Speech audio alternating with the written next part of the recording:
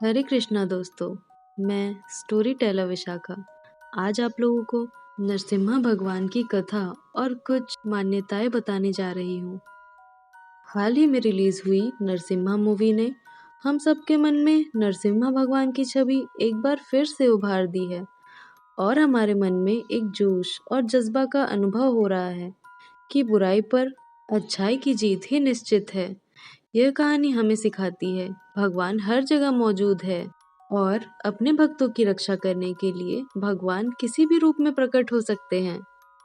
नरसिम्हा भगवान का अवतार भक्त प्रहलाद की रक्षा के लिए हुआ था, जिन्होंने हिरण्यकश्यप नाम के असुर का अंत किया था। जहाँ पर भगवान नरसिंह का अवतार हुआ था और हिरण्यकश्यप का अंत हुआ था, उस स्थान को लेकर उत्तर प्रदेश और बिहार वाले अपना अपना दावा करते हैं। आइए जानते हैं भगवान नरसिंह का अवतार कहाँ हुआ था और कहाँ उन्होंने भक्त प्रहलाद की रक्षा की थी। जब जब धरती पर दैत्यों और बुरी शक्तियों ने मानवता के विपरीत अत्याचार किए, तब तब भगवान विष्णु ने एक नया अवतार लेकर बुरी ताकतों का सर्वनाश किया। भगवान विष्णु के चौथे अवतार नरसिंह भगवान का है। हिरण्यकश्यप जैसे दैत्य का संहार करने के लिए उनको आधे नर और आधे सिंह का यह अनोखा अवतार लेना पड़ा। जिस दिन भगवान विष्णु ने यह अवतार लिया था, उस दिन बैसाख मास के शुक्ल पक्ष की चतुर्दशी तिथि थी। आइए जानते हैं भगवान नरसिंह के अवतार की कहानी और देश में कहाँ कहाँ है इनका मंदिर। मान्यताओं के अनुसार बिहार के पूर्णिया जिले में वह मंदिर है, जहाँ पर माना जाता है कि नरसिंह भगवान का अवतार हुआ था। मंदिर के पुजारी बताते हैं कि यहाँ वह स्तंभ आज भी मौजूद है, जिसमें से नरसिंह भगवान प्रकट हुए थे।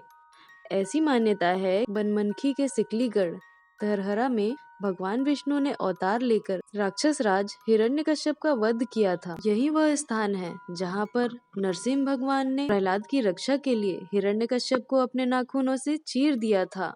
यहाँ हर साल होलिका दहन का उत्सव भी बहुत धूमधाम से मनाया जाता है। एक दूसरी कथा के अनुसार भगवान नरसिंह की अवतार स्थली उत्तर प्रदेश का प्रख्यात हरदोई जिला है।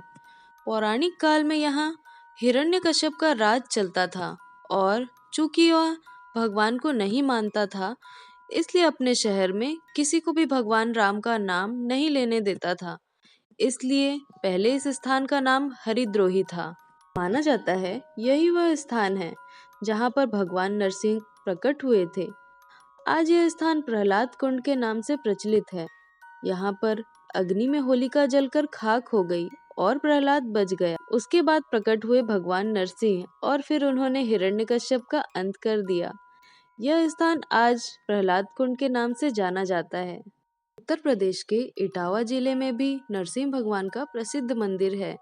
इस मंदिर को पद्मनाभ मंदिर के नाम से भी जाना जाता है। कहते हैं यहाँ भी भगवान विष्णु के नरसिंह अवतार का प्राकट्य हुआ था। इस मंदिर में साल भर भक्तों की भीड़ रहती है। उत्तर प्रदेश के अलावा नरसिंह भगवान के कई मंदिर दक्षिण भारत में अलग अलग शहरों में भी है।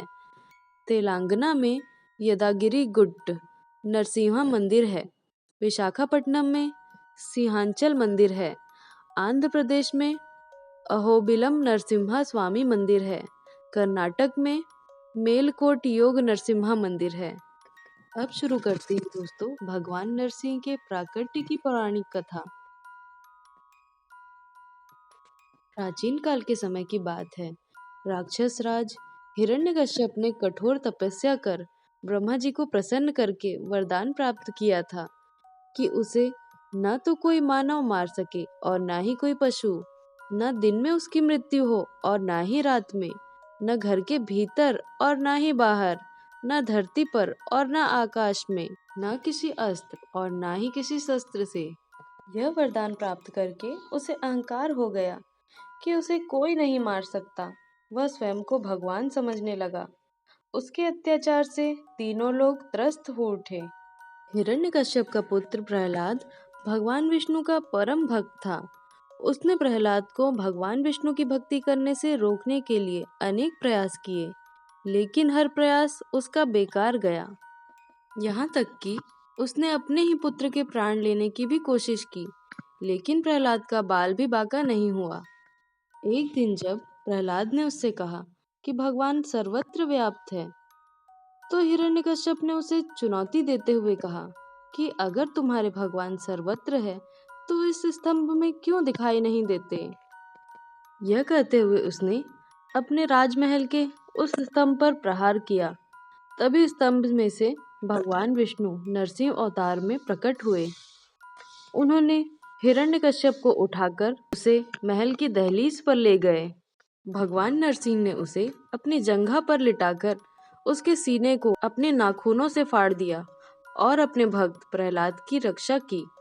भगवान नरसिंह ने जिस स्थान पर हिरण्यकश्यप का वध किया वह न तो घर के भीतर था न बाहर। उस समय गोधूली बेला थी, यानी न दिन था और न रात।